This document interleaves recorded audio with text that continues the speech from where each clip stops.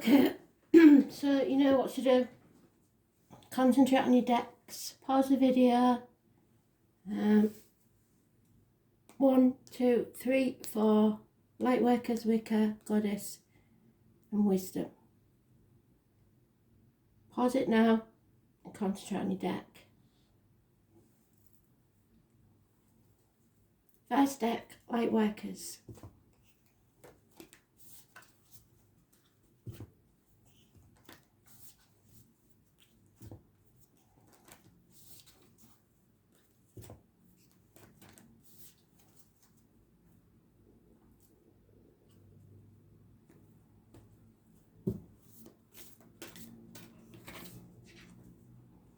Yeah, that fits with today's energy. You're at the fork in the road. Don't make that tunnel longer than it has to be. Your initiation.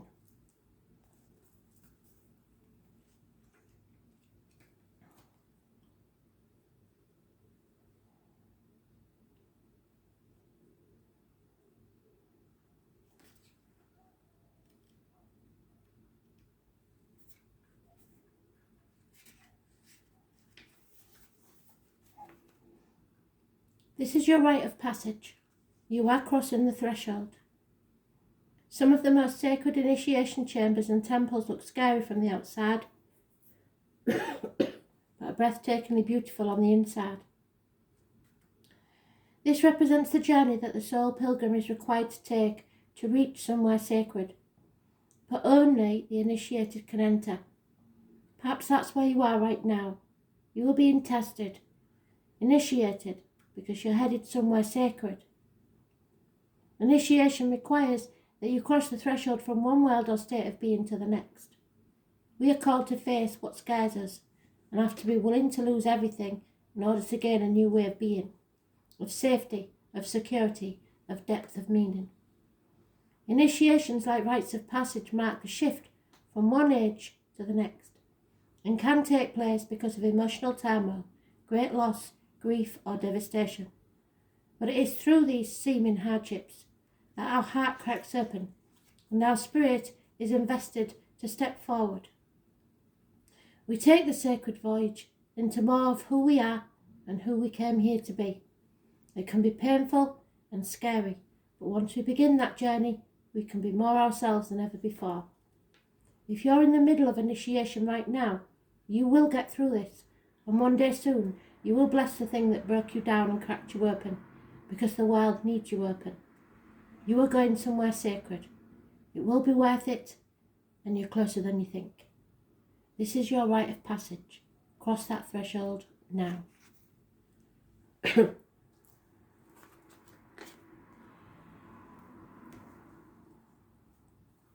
Wicca deck. Concentrate on your deck.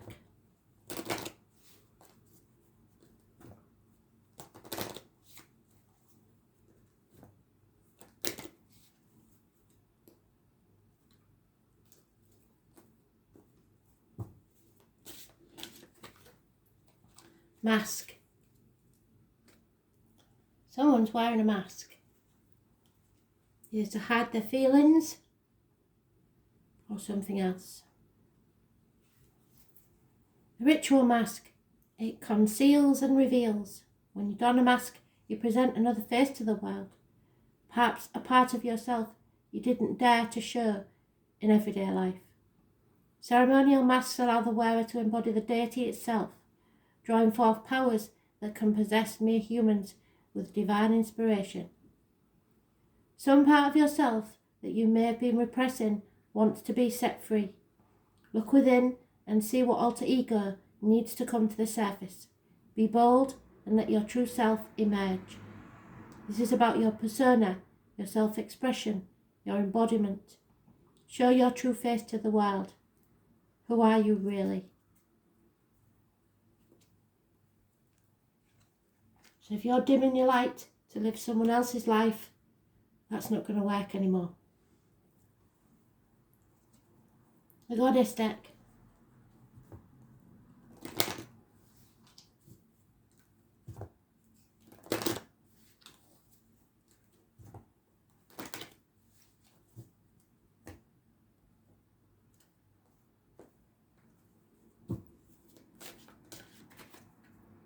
Right, it's your base chakra.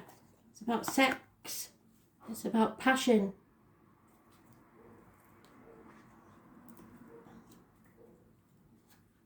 It's at the base of your spine, and you may be feeling Kundalini Shakti, and that's a strange sensation, believe me. Courageous intent. So, courage is not limited to bold and daring acts. In fact, the most elusive courage is found within your very self. It's the ability to dig deep and not only find but listen to your inner wisdom.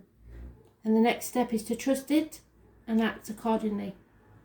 This is the true test of blind faith, and is what courageous intent is all about. It's about when you drop everything and decide you know where you're going. You are surrounded by hurt and frustration, and it's like there's a war waging all around you.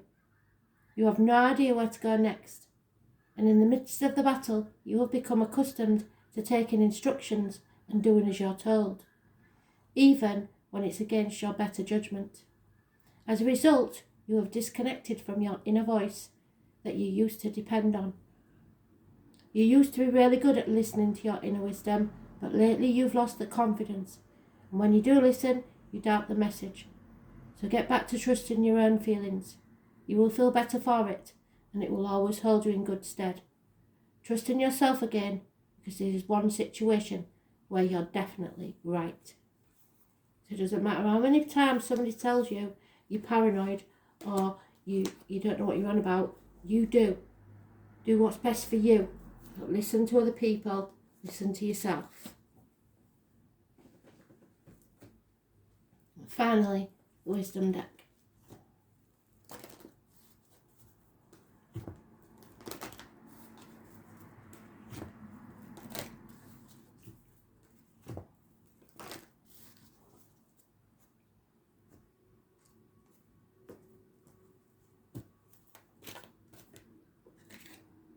Spirit Whisperer, time to listen.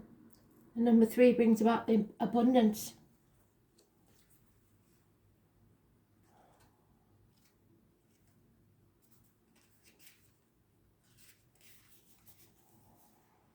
The Spirit Whisperer comes to you heralding the miraculous and the inspired. She whispers guidance from the divine through your higher sense so that you can hear her wisdom and know her love for you. She is committed to helping you intuit the next right action and steers you away from trouble. The Spirit Whisperer keeps you inspired to move forward, always knowing just in time the correct next step. She guides you to fulfill your highest purpose. When she appears, it's a sign of inspired ideas that with continual action lead to success. And this is a very good omen. If your question is about a relationship, the Spirit Whisperer speaks of a soul connection, past lives, and great learning through mutual mirroring. She will whisper how long, how short, how deep, how sweet the relationship can be. There were soul bargains made even before you were both born here, and an exploration is in order. You may move forward, but keep listening to Spirit Whisperer for the lesson that the vulnerability of love can bring. So it's inevitable. It will happen. It's a learning curve. Thanks for listening.